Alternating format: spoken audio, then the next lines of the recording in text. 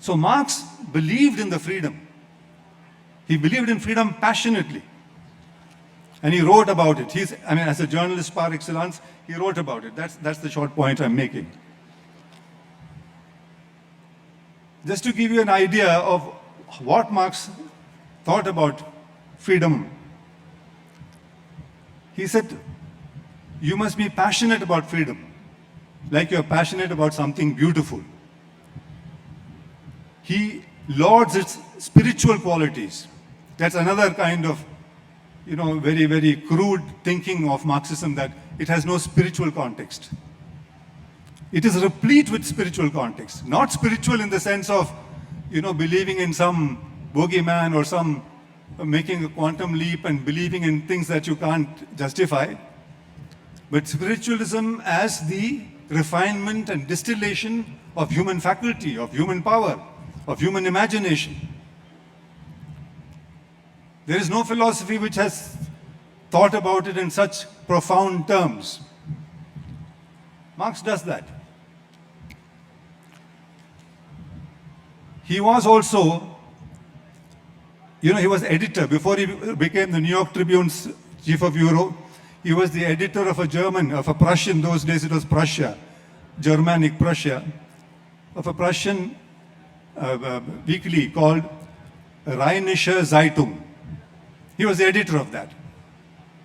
And in a year, he wrote 44 columns. He'd write multiple columns. In fact, he wrote serialized TV serials. One column will go over 5 times. So in each week, he'll continue part 1, part 2, part 3, part 4, until he had finished his entire argument. And he was also an ombudsman. Today you speak about reader's editor, ombudsman. He played the role of ombudsman because when he got some news, he always checked it. He made sure that the source is correct. He checked with the authoritative sources that he could. He also spoke to his friends across Europe. Only then he would publish it. Or if he read something else somewhere, he would contest that based on and say this is not a verified news. Now these are journalistic practices.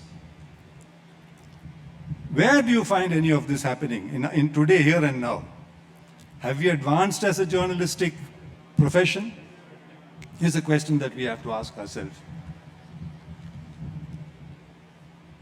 Marx did another thing which I think is very relevant today. This is the future of journalism. As we speak today, I think we have to reimagine journalism. We have to reimagine the news media. Otherwise, it is a law of diminishing returns operating. It is going slowly downhill. And one fine day, it will become totally irrelevant and redundant. But you find journalistic efforts in what we strictly define as non-journalistic work. Look at the OTT platforms. If you look at Netflix or Amazon or Sony, look at the vibrancy of Malayalam cinema there. Young people, new people, coming up with excellent new ideas, novel ideas, invariably 90% of them having a news peg. The news peg is probably fictionalized, but you understand it far better because it's presented that way. I don't think you would have understood what happened in the stock scam with Harshad Mehta. You will understand it if you see that serial now going on called Harshad Mehta. It talks about every aspect of how the market, how these people were playing the market, how they were, fixing the market, fixing the price of shares, creating fall of the market, creating the rise of the market, which is going on even now. I don't have to talk about what Hindenburg is doing to our faith in the market, to the faith not only in the market of SEBI, of securities, of the regulator of the market.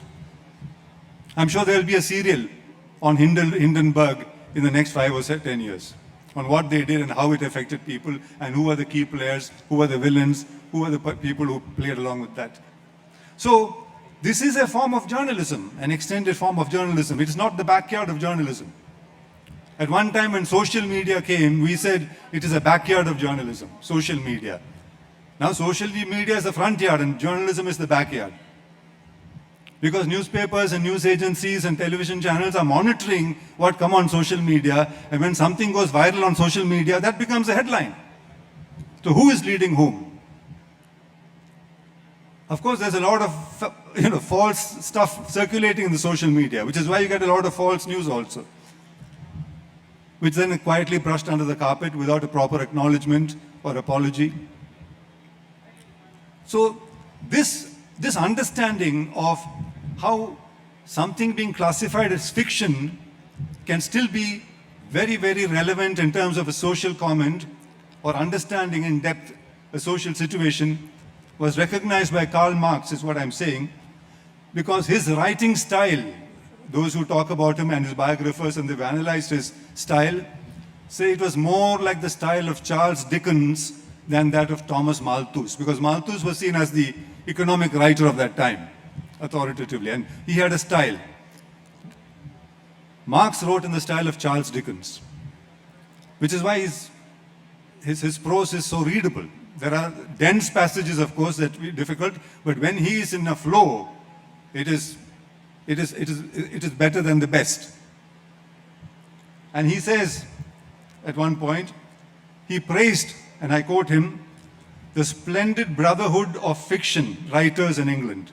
The splendid brotherhood of fiction writers in England, whose graphic and eloquent pages have issued to the world more political and social truths than have been uttered by all the professional politicians, publicists, and moralists put together. They have given us a better understanding of the world than all the politicians, professional politicians, publicists, and moralists put together. So if journalism is only going to primarily reflect what the politician of the day is saying, it is doomed to be a superficial, dilettantist, useless exercise. Whereas there is depth in fiction, there is depth in poetry, there is depth in which talk about contemporary issues, which speak about the human plight, the existential plight. So this is a pointer to the way in which we can change our journalistic practice and make it more relevant, is the point I'm making.